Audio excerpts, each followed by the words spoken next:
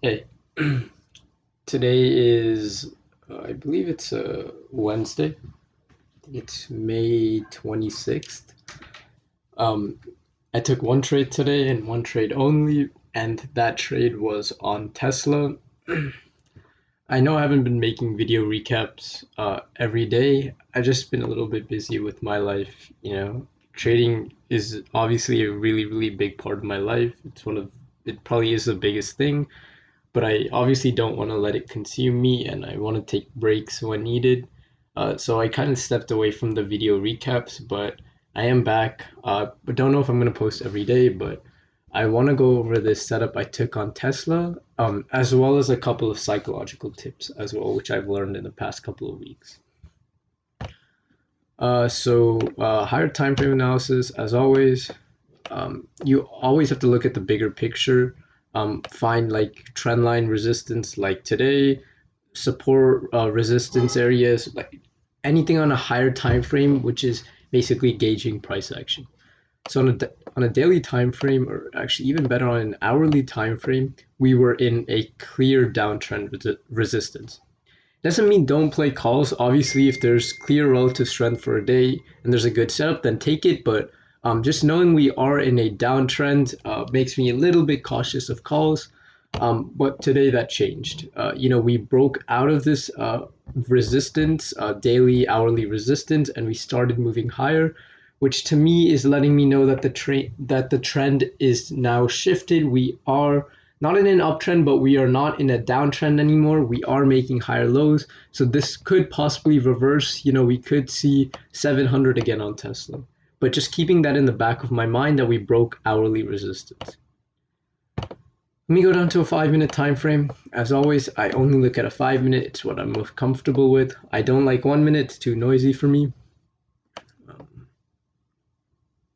what's the time? Okay, it's only been an hour and a half into market open. But you can see that Tesla rejected this trend line of resistance and kind of chopped around for the morning session, first hour. ES and NQ did sell off. Tesla was holding value somewhat better, but honestly, I really wasn't too interested in Tesla. It didn't really interest me too much. It was kind of choppy. We were in a downtrend as well, so nothing really stood out until this 1025 candle. And this 1025 candle is what caught my attention. We not only broke, but we closed above high day and this trend line resistance. I didn't play it because the market or Tesla was super choppy at the time, but at this point, Tesla is clearly above its high day. And this is at 1025. So let me link crosshair positions.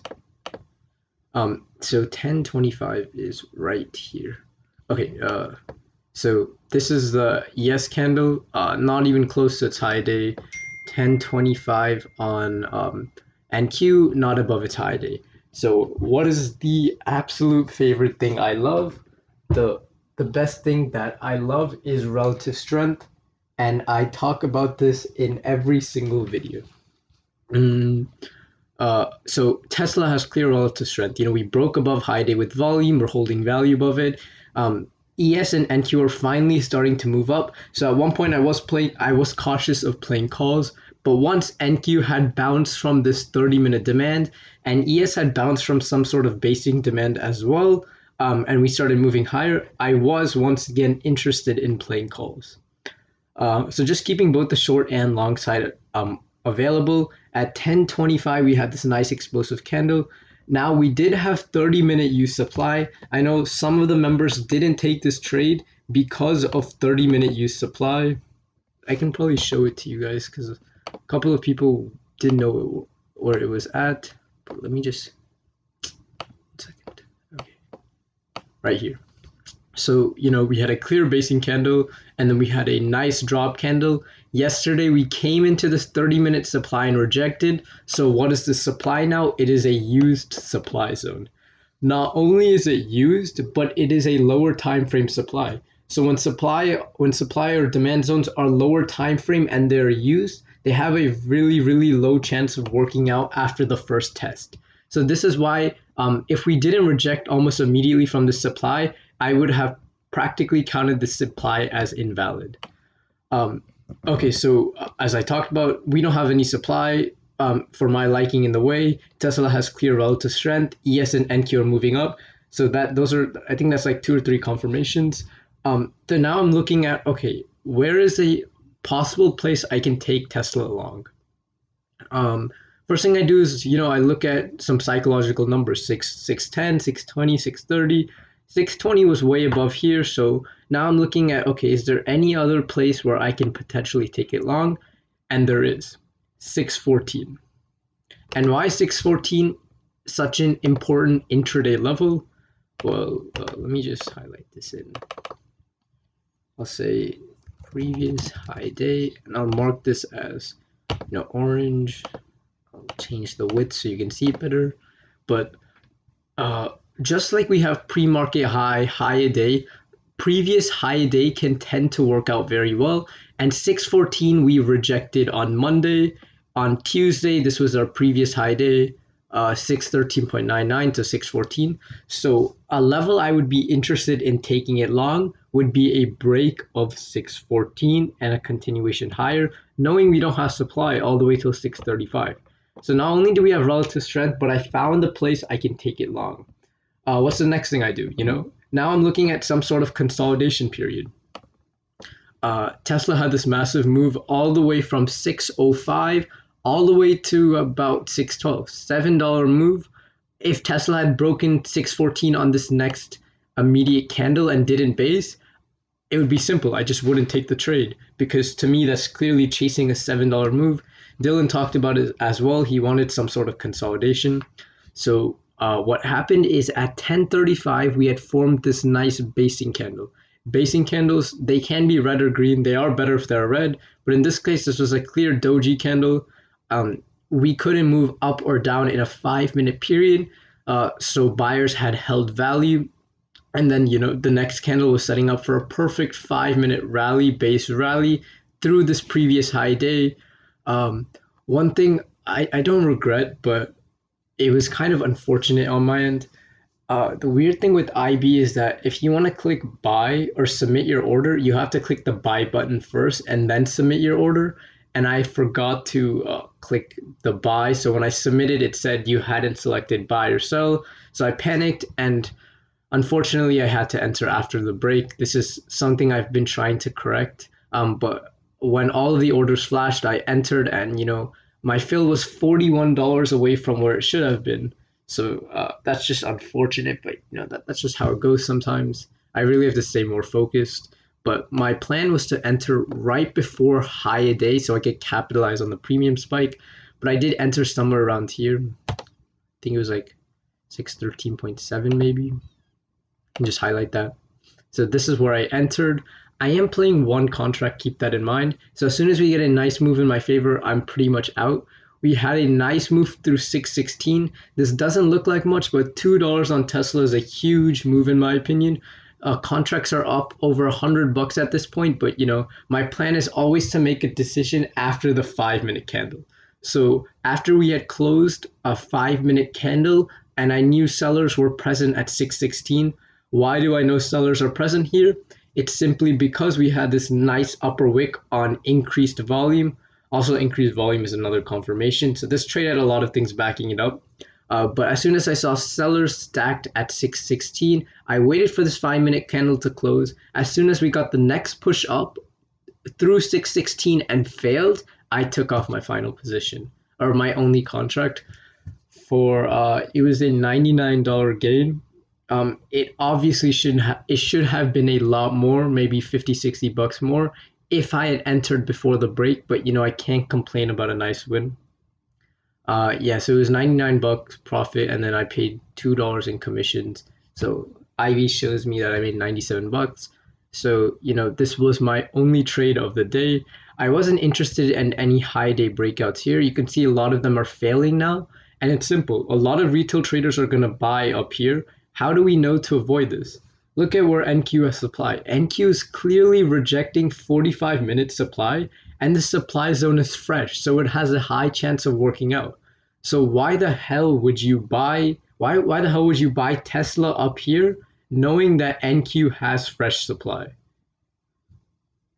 And probably, I mean, ES, okay, look at ES. ES has supply 50 cents away. So again, why the hell would you buy Tesla up here knowing that ES has fresh supply above? At least that's the way I see it. This was the only high quality setup I saw in Tesla. Either this or I know Dylan played a 614 acting as support. That's also another good play. So those were the two plays in my opinion. If you bought high day breakouts here, you would have got faked out multiple times up here, even up here when we started coming down. So it's really, really important to understand where the zones are and make decisions based off of them. If we're breaking a major key level to the upside and NQRES doesn't have fresh supply, then 8 out of 10 times it's probably going to work. So yeah, this was a very, very good trade on my end.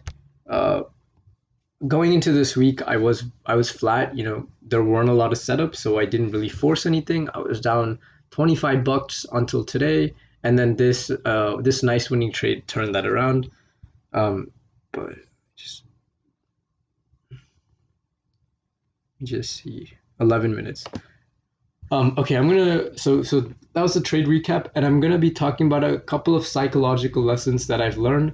I have a friend. He is a six-figure trader. He's been trading for 6.5 years now. He's 1 year older than me. He's 19, so I know it's unbelievable. He started at 13 years and he's consistently profitable. Been trading for 6.5 years. But he told me a couple of things. The first thing is if you have a strategy which is proven to work out. For me, that strategy is being a contextual trader, being able to combine support and resistance with supply and demand. That's my niche. That's my trading style.